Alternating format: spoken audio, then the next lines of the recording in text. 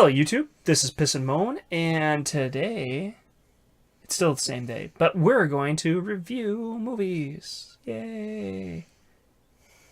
We're good at this. No, we're not. We're not good at this. That's why we don't have any followers. So today, for this episode of the Piss and Moan Show, we're gonna review the top 5 movies. We're going to give you our list of our top 5 movies of the year, which will, of course, hit on our 11 by 17 award, which we've already done for our top movie of the year. So you know that, so spoilers, but we're going to get the rest of the 5. Woohoo. I'm excited. Are you excited? No, not really. Good. As such, I'm going to start off. Enthusiasm. I'm going to start off with the 2 movies that are not a part of my top 5, which are going to get honorable mentions because I haven't seen them and they look great, and I really think they are great. Get Out, I suspect, has the possibility to jump to number 3 on my list if I were to see it, but I haven't seen it, so it's not on my list. But everything I've heard about it, everything I've seen, it's probably going to get some Oscars, which is crazy cool. And the other one is Blade Runner 2049, which is also an incredibly high-rated movie that looks fantastic and has Harrison Ford in it. And Dunkirk, I'd add Dunkirk to that. Ooh, yeah, that's another good one. Doesn't look up my alley, but it might be good enough. My roommate keeps trying to force that one down my throat. Considering your last year's movie of the year, it should surprise me. They're very different movies, and he did not like Hacksaw Ridge, so... I feel Hacksaw Ridge deserved the spot you gave it, even if it wasn't for me as much as it was for you. I'm weird, and I know it. So, do you want to start it off, or should I? I will start off my number 5 since you Number 5! I'm going with It. You didn't see that one. No, I haven't seen it. You're giving it that high. I really enjoyed it. Have you seen the original? Yes, I did. Well, I saw bits and pieces. I never watched it all the way through. We need to do a comparison. And It Sucks review. Oh boy. Because that's what we did for Ghost in the Shell, remember? Oh yeah, that's right. So the first one's terrible? No, just that's the way we do those. Okay. The comparison films are It Sucks and... Okay. So yeah, I really liked it. It was a really good coming of age film. It was. It's really good that they left out the childhood gang rape scene at the end. But other than that, I mean, the problem is Stephen King there, because dude goes way over the top with his sexual sorts of stuff. Yeah, he really does. He did in Dark Tower too. So overboard. I went back after seeing it and I listened to the Shining audiobook, which is way better than the movie. The book is way better than the movie, but they still go over the top with the sexual deviant and stuff that it's a gross out factor rather than a horror factor. And in the Dark Tower, they actually have a spiritual entity that literally fucks people to death. That is what it does. Is it just screws you till you die.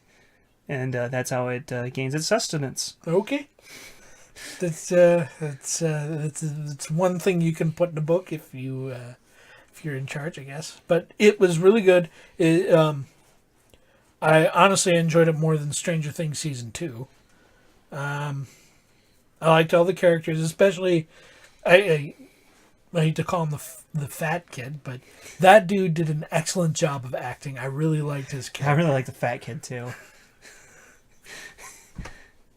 Yeah, it's the thing that a lot of the characters in that movie are tropes, but one of the things I've read about it and heard about it is that, yeah, they're tropes, but they're all really well fleshed out and developed and acted surprisingly well. Yeah, it was... It had me on the edge of my seat. I didn't know what was going to happen. I hadn't seen the other one going in, so I really enjoyed it. One of the critiques I heard about it, once again, not having seen it, is a lot of the scary parts where, their ambient scare scenes would be a lot better if they had just cut the music. They're so overboard with the dun dun dun dun dun dun dun dun dun dun dun that it would have been better. There's a nostalgia critic on it. I'll show it to you because he displays the 2 scenes for comparison, and one just cuts the audio for it, and it's surprising how good it is. And I was actually going to put in a review. I really like some of the music in there because a lot of it's very ambient and sort of fairy tale-esque kind of music, and I really, really liked it. I don't own it yet, but I was planning on picking it up. But yeah, when you do, I'll watch it. I'd like to do that, and especially do a It Sucks movie. That would You be let me. great. Well, I already own the movie, so let me know when you're ready. Oh, okay. We'll have to get the original too. Yeah. Or rent it. I'm fine with that too. We also need to Get Out and Blade Runner. Yes. And actually see the first Blade Runner. Don't tell anyone I haven't seen it. I haven't either. Blade Runner sucks! Well, it's technically a sequel, not a remake, so... It sucks! Okay. So, my number 5. Top 5 movie for me is Baby Driver.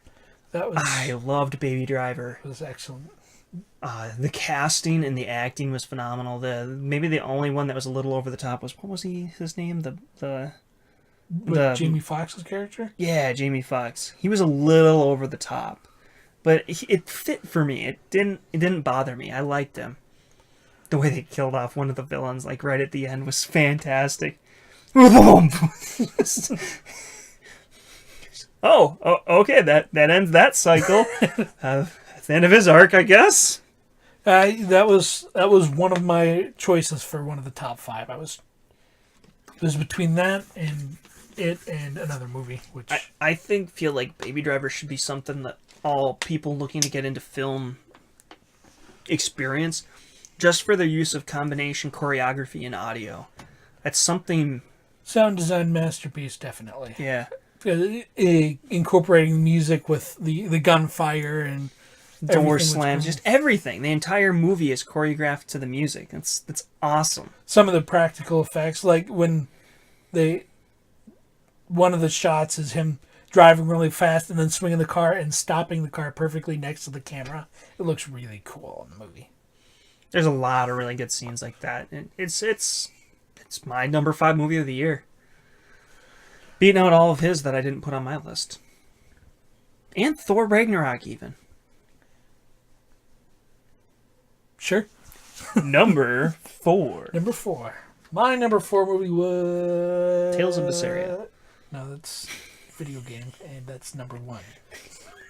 Jumanji. I had Jumanji at number 4. Oh, yeah, perfect. I do as well. Why not? We both agreed Jumanji was out of left field. It was a lot of fun. Oh, man, so much fun. Especially for how weird and creepy the first one is. This one was just a ton of fun. It was just the right level, too. Enough scare, enough creep, enough funny. Yeah, and just the right kind of funny. Jack Black's character was done great. I don't know how they could have cast that better. Like, I've never seen, like, the hot girl as a actress before, but man, she was great too. You mean Ruby Roundhouse? Yeah. Why can't I remember her name? I love that actress. I want to call her Amy Pond, but that's who she was in Doctor Who. Karen. Wait, she's Amy Gillan. Pond? Yes, that's Amy Pond. I didn't even recognize her. She did a great job. I love her. I love her in everything I see. But she kicks so much ass. I wish she would have kicked more ass, honestly. Yeah. And who's the little guy? I'm trying to remember. Kevin Hart. Kevin Hart. Did you see he got drunk at the Super Bowl and tried to storm the stage to get the Super Bowl trophy? As like the Patriots or not the Patriots, the Eagles are walking up. You see this and it's hilarious. It looks like a little kid's trying to get on the stage. He's pushing the bodyguards and the security guys. Wonder if he's from Philly. Hilarious. Apparently he was just trashed and tried to missing the top 2 feet of my body. Oh, but he did a great job. Because they did a good job of setting up the characters to all learn something from the characters they hopped into in the video game. Mm-hmm. And I love The Rock. Punch, dodge, uppercut, throw. And I liked how they threw in the reference to Robin Williams without being over the top. Did you catch that? No. That it was his hut that they were living in? Oh, Alan no. Parrish. I didn't catch that. That was his hut. It scrawled in there, Alan Parrish. That was his character. Oh, cool! I didn't catch that. Some of the weaknesses were a little silly, like, but God, they were funny. The cake. I love the cake weakness. The mosquito one I felt was a little contrived. Well, it was so obvious. Well, that one, God, that's like my only complaint. Yeah, and that one was specifically to draw out a plot point because it's never addressed again or anything. Mm-hmm. And the my favorite part though had to be smolder. oh, And then, like, Smolder. one of my special powers is smolder. Oh yeah, and do when that they play again. the sound effect, So good. The Rock had to have so much fun with that movie. I wonder how much influence he had in its. and the eyebrow raise. That's the first thing he does. I love that. I love it. He was perfect for that role in every way. God, that must have been fun as hell to be a cast member. Can you? Yeah, right? The Rock seems like he's got to be a blast to work with. Unless apparently you're Fast and the Furious, whereas apparently there's all sorts of spats and feuds between the cast I'm pretty members. sure it's all Vin Diesel, but that's just. It's But just family. guessing on one Family. last ride. One last ride. About 8 more rides to go. Oh, But that should have Jumanji been on was this just list. Oh, you would put that in your... No. It was great, but no. It would have been like my Jumanji if Jumanji wasn't here. Had I not watched it a second time, it might have made my top 5, but I did not enjoy it as much the second time. I did. Jumanji Jumanji is definitely my Deadpool of the year. It's right there with my next one. Like, they're neck and neck for how much I loved them. Does my next one line up with yours, too? No. That's because my Almost. number 1 isn't on your list. Yeah, that's an honorable mention. You're supposed to do those at the start. Well, typically people do them right before they say number 1. No. So, number 3. 3. Right. I'm supposed to start because I'm special. I went with Lego Batman. That was one I liked. really wanted to put on here, but I actually got beat out by Jumanji. That literally is what replaced it. I thought I was not going into Lego Batman with really high expectations, but it turned out to be a lot better than a lot of Batman stuff that's been done. Because it does a perfect job of playing off previous Batman things. Kind of building it all No. I loved his character because it just made perfect sense for Batman to be some kind of prima donna with his everyone's got to love me. And then I liked how they worked in the whole fear of losing a family kind of thing because it makes perfect sense with Batman's character. And it's something they really haven't touched on before with any other Batman movies. You actually have a good point.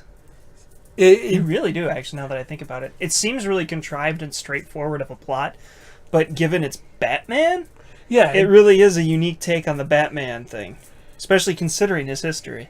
yeah, because I That's know a really good point. they'll go into a lot of Batman feeling like he's controlled by his parents from beyond the grave. Like Mask of the Phantasm, my other favorite Batman movie, shows a lot of Batman so conflicted because he feels like he owes it to his parents to keep doing his Batman thing, but now he's actually happy and wants to stop being Batman, and he's conflicted in that movie. Did we review Killing Joke?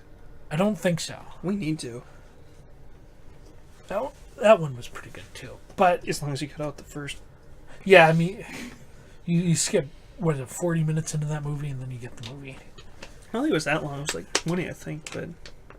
20 or Either 30. way. But yeah, skip it. But Lego Batman was just right in so many different ways. And maybe it's the little kid in me, but I love it when movies open with an intense action sequence like that. Well, I love when they do it in such a contrived fashion where like they're literally narrating. Where he's playing Oh yeah, all good movies start with a dark streak. Oh, now some music. black. All movies start with the color black and drums. The kind of music that makes studio executives nervous. So good. Now, get ready for some reading. I had to watch that again. I loved it. And I just love the whole action sequence where, I mean, it's so over the top where they've got all the Batman villains and they're all running to whatever thing. But he just starts, when the guitar solo starts, it just, No, don't let him start. So silly, but it was so good. trying to call Batman, but all I'm getting is this hold music. It's the soundtrack for the movie. I love it. Just so fun. I don't a know lot who of they have fun. in charge of making the Lego movies, but they are on point. And I still think we need to see the Ninjago Ninjago, movie. I do want to see it. Apparently, didn't- that's the lowest rated one so far, but With such strong contenders to follow, I can't blame them. Yeah. And man, Lego Batman got snubbed at the Oscars for not getting in there for Best Animated Film. who the That is- hell, Boss Baby? Boss was Baby trash. is actually surprisingly good. Really? That would not make it in my I bottom don't 5 think movies. so. And I've watched that so many I times. suppose you have. I But would you put- like Minions, so whatever. I'd put Ferdinand the Bull below Boss Baby. Boss Baby's actually pretty good. My mom is keeps- surprisingly good. trying to drag me to see Ferdinand, and I don't know. It's And- okay. Have you seen Coco yet? No, I heard that one was decent. It's all right. I was it's going to just- take that with my daughter, but haven't gotten around to it. The plot twist was incredibly predictable for me. They usually are. But yeah, now it's on to you. Is your number 3 your number 2 my number 3? Yes, Okay.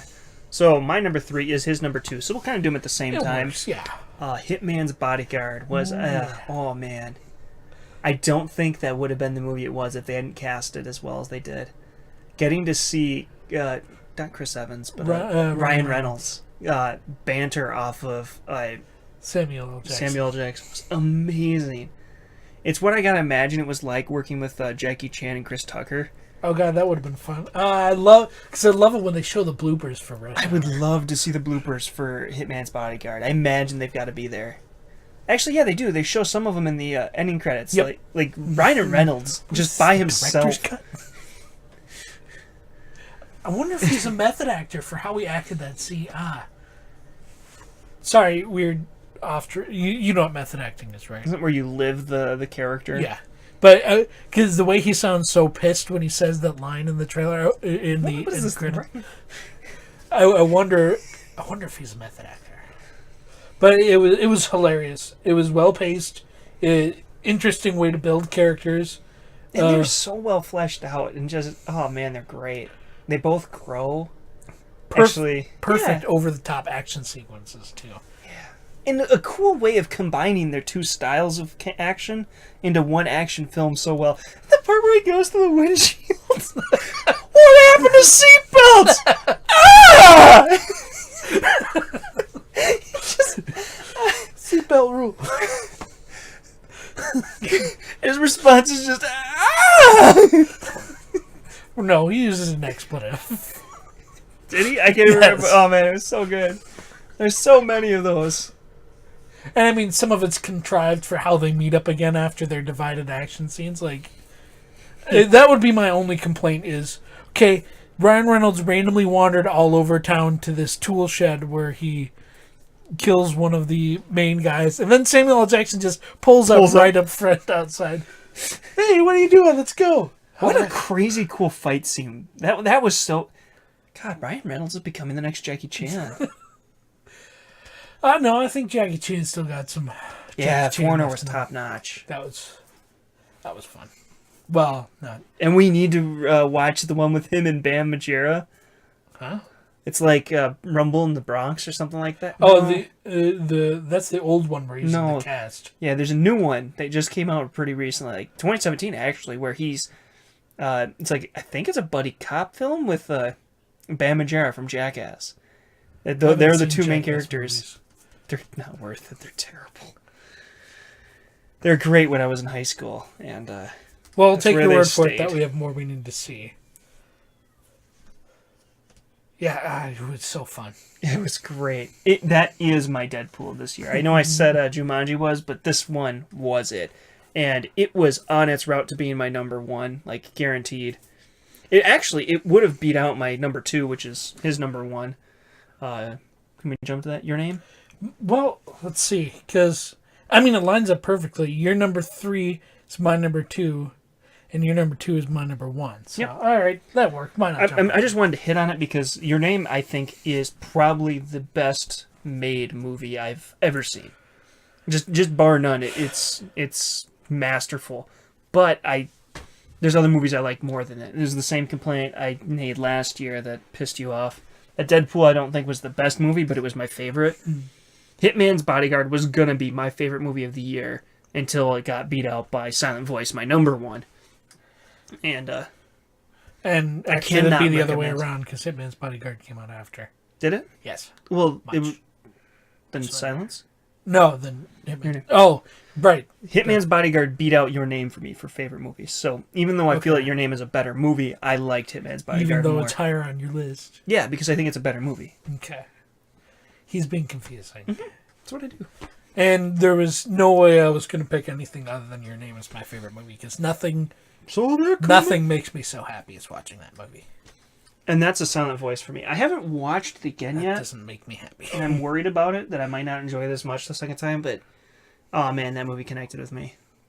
And my roommate said it may not have connected with me. He said it connected with him because he was a bully for a while. Like, he bullied other people. So some of the actions that didn't make sense to me made sense to him as kind of a former bully. So, and maybe It may have pretty just much not been right for you.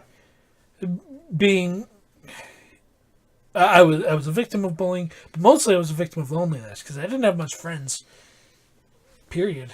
And I was very actively bullied, and I understand that wanting to be liked and just being shunned. Like, there was so much of it that connected, and that growth and coming out part 2 was another...